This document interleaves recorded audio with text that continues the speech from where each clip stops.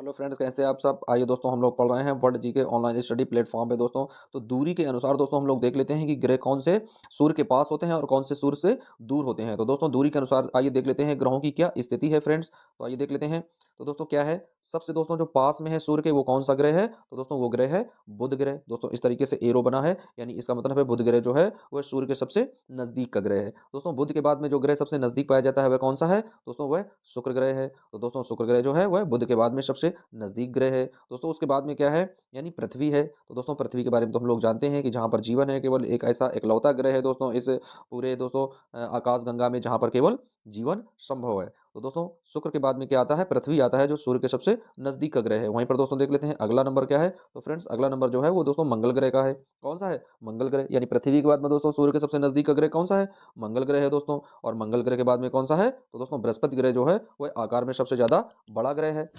तो फ्रेंड्स बृहस्पति है मंगल के बाद में जो सूर्य के सबसे नजदीक का ग्रह है दोस्तों। उसके बाद में क्या आता है, बृहस्पति के बाद में दोस्तों, तो बृहस्पति के बाद में दोस्तों आता है शनि ग्रह। यानी बृहस्पति ग्रह के बाद में शनि ग्रह ऐसा है जो दोस्तों सूर्य के सबसे नजदीक का ग्रह है। फ्रेंड्स उसके बाद में क्या आता है, अरुण आता है। तो फ्रेंड्स अरुण के बाद में क्या आ जाता है, यानी अरुण जो है वो शनि के बाद में ऐसा ग्रह है जो सूर्य के सबसे नजदीक है। दोस्तों जो सूर्य से सबसे ज्यादा दूरी पर स्थित है वह कौन सा है, तो दोस्तों वह है वरुण ग्रह है दोस्तों। यानी अरुण ग्रह और वरुण ग्रह। तो दोस्तों इस तरीके से अब प्रेजेंट टाइम में फ्रेंड्स क्या है, 8 ग्रहों की हम लोग गणना करते हैं। और दोस्तों पहले क्या होते थे, 9 ग्रह होते थे। यानी एक ऐसा ग्रह था जो वरुण से भी ज्यादा दूरी पर स्थित था। तो दोस्तों उस ग्रह का नाम क्या था, तो दोस्तों उस ग्रह का नाम था यम ग्रह। क्या नाम था फ्रेंड्स, उसका नाम था यम ग्रह। और दोस्तों ये जो है सूर्य से बहुत अधिक दूरी पर था दोस्तों। ये सूर्य की एक परिक्रमा करने में लगभग 388 वर्ष लगते थे दोस्तों। कितने वर्ष लगते थे, 388 वर्ष लगते थे सूर्य की एक परिक्रमा पूरा करने में। तो इस वजह से दोस्तों वैज्ञानिकों ने क्या किया है, उसे ग्रहों की श्रेणी से अलग कर दिया है, प्लूटो को दोस्तों। कौन सा था ग्रह, यम ग्रह। अब आइए दोस्तों देख लेते हैं, अब आइए दोस्तों देख लेते हैं आकार के अनुसार। फ्रेंड्स क्या है, आकार के अनुसार ग्रहों की स्थिति। तो आइए दोस्तों देख लेते हैं कि आकार के अनुसार ग्रहों की स्थिति क्या है। तो दोस्तों आकार के अनुसार जो ग्रहों की स्थिति है वो आकार में सबसे बड़ा कौन सा है, तो दोस्तों सबसे बड़ा ग्रह है बृहस्पति। उसके बाद में दोस्तों आकार में सबसे बड़ा ग्रह कौन सा है, शनि है दोस्तों। उसके बाद में सबसे आकार में सबसे बड़ा ग्रह कौन सा है, अरुण है दोस्तों। उसके बाद में क्या है, वरुण आता है। फ्रेंड्स उसके बाद में क्या आता है, पृथ्वी आती है दोस्तों। पृथ्वी से छोटा कौन सा है, शुक्र है दोस्तों। शुक्र से छोटा कौन है, मंगल है। और दोस्तों बुध जो है वह सबसे छोटा ग्रह है। तो दोस्तों बुध ग्रह कैसा है, सबसे छोटा ग्रह है। तो फ्रेंड्स ये सर्कल क्या था, ये दोस्तों एक क्रम था आकार के अनुसार ग्रहों की स्थिति। यानी आकार और दूरी के अनुसार दोस्तों हम लोगों ने ग्रहों की स्थिति को समझ लिया है कि आकार और दूरी के अनुसार ग्रह कौन सी पोजीशन पर स्थित होते हैं। अब आइए दोस्तों देख लेते हैं नेक्स्ट स्लाइड। अब आइए दोस्तों देख लेते हैं क्या दिया गया है फ्रेंड्स। दिया गया है नोबेल पुरस्कार से संबंधित। दोस्तों क्या है, नोबेल पुरस्कार से संबंधित कुछ दोस्तों महत्वपूर्ण बातें हैं दोस्तों जो नोबेल प्राइज से संबंधित हैं। तो आइए देख लेते हैं दोस्तों नोबेल प्राइज से कौन कौन सी चीजें संबंधित हैं। तो दोस्तों क्या है, नोबेल प्राइज का आरंभ यानी नोबेल पुरस्कार का आरंभ कब हुआ था, दोस्तों 1901 में। कहाँ पर हुआ था, स्वीडन में किया गया था दोस्तों। कहाँ पर किया गया था, स्वीडन में 1901 में सर्वप्रथम पहले नोबेल पुरस्कार का दोस्तों आयोजन किया गया था। दोस्तों क्या है, ये पहले 5 ही क्षेत्रों में दिया जाता था दोस्तों। नोबेल प्राइज़ किसमें मिलता था, केवल पहले 5 क्षेत्रों में मिलता था। 6वां क्षेत्र दोस्तों 1969 में किसको जोड़ा गया, अर्थशास्त्र को जोड़ा गया। तो दोस्तों जो अर्थशास्त्र है, इकोनॉमिक्स है, वो दोस्तों कब जोड़ा गया, 1969 में। तो दोस्तों अर्थशास्त्री जो होते हैं उन्हें भी नोबेल प्राइज़ मिलना प्रारंभ हुआ 1969 से।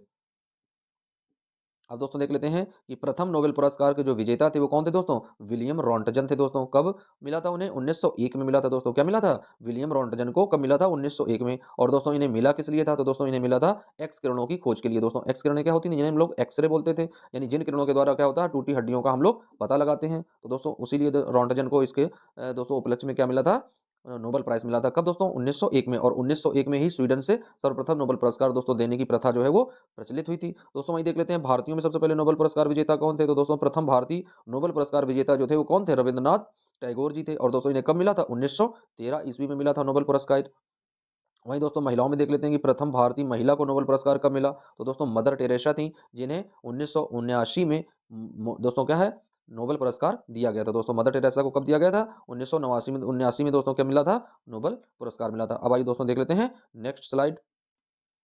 अब आइए फ्रेंड्स देख लेते हैं हम लोग प्राचीन भारत का इतिहास। दोस्तों क्या देखते हैं, प्राचीन भारत का इतिहास। तो दोस्तों प्राचीन भारत का इतिहास क्या है, यानी बाण भट्ट जो थे वो क्या थे, हर्ष के राज कवि थे दोस्तों। कौन थे ये, हर्षवर्धन राजा थे, जिनके राज कवि कौन थे, बाण भट्ट। और दोस्तों इन्होंने क्या लिखा था, बाण भट्ट की आत्मकथा।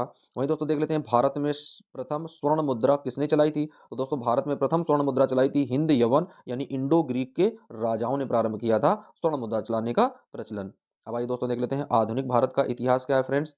तो आधुनिक भारत का इतिहास देख लेते हैं। तो दोस्तों आधुनिक भारत के इतिहास में जो सबसे महत्वपूर्ण तिथि है दोस्तों वो है बदरुद्दीन तैयब जी, जो प्रथम भारतीय राष्ट्रीय कांग्रेस के मुस्लिम अध्यक्ष थे। दोस्तों प्रथम भारतीय राष्ट्रीय कांग्रेस के मुस्लिम अध्यक्ष कौन थे? बदरुद्दीन तैयब जी। अब आइए दोस्तों देख लेते हैं सक्सेस टिप्स क्या होते हैं, यानी किससे हम लोगों को सफलता प्राप्त होती है। तो दोस्तों भारतीय राष्ट्रीय कांग्रेस का प्रथम अधिवेशन कब हुआ था? तो फ्रेंड्स भारतीय राष्ट्रीय कांग्रेस का प्रथम अधिवेशन हुआ था 1885 में। और दोस्तों प्रथम जो अध्यक्ष थे वो कौन थे दोस्तों? प्रथम अध्यक्ष कौन थे? व्योमेश चंद्र बनर्जी दोस्तों, जिसे हम लोग बोलते हैं डब्ल्यू.सी. बनर्जी। तो दोस्तों डब्ल्यू.सी. बनर्जी का पूरा नाम क्या है? व्योमेश चंद्र बनर्जी। आगे दोस्तों देख लेते हैं। दादा भाई नौरोजी ने आर्थिक अपक्षय, दोस्तों क्या है? आर्थिक अपक्षय यानी कि धन निष्कासन सिद्धांत का प्रतिपादन किया। दोस्तों धन निष्कासन सिद्धांत का प्रतिपादन किसने किया? दादा भाई नौरोजी ने। दोस्तों बस हमें इस चीज को केवल याद रखना है। वहीं दोस्तों देख लेते हैं गांधी इरविन समझौता 5 मार्च 1931 को हुआ। दोस्तों जब हम लोग जानते हैं कि गांधी और लॉर्ड इरविन के बीच में समझौता दोस्तों चल रहा था, बातचीत दोस्तों प्रारंभ अवस्था में थी, चल रही थी, सारी चीजें दोस्तों फिक्स फिक्स हो चुकी थी। उसी बीच में क्या हुआ था? 23 मार्च को दोस्तों क्या हुआ था? भगत सिंह और दोस्तों राजगुरु सुखदेव को फांसी की सजा दे दी गई थी, जिससे बहुत ज़्यादा देश जो है वो आक्रोशित हो उठा था और पूरी तरीके से अंग्रेजों के विरुद्ध खड़ा हो गया था। तो दोस्तों सबसे महत्वपूर्ण घटना क्या थी? गांधी इरविन का समझौता। तो दोस्तों ये हमें तिथि याद रखनी है कि गांधी इरविन का जो समझौता हुआ था कब हुआ था? 5 मार्च 1931 को। फ्रेंड्स दोस्तों इस तरीके की जानकारी और ज्ञानवर्धक दोस्तों सूचनाओं के लिए आप लोग सब्सक्राइब कर सकते हैं हमारा चैनल एससीसी क्लासेस 01। मिलते हैं दोस्तों नेक्स्ट वीडियो में फिर किसी नई सूचनाओं के साथ में। जब तक के लिए दोस्तों बने रहिए वीडियो और चैनल के साथ।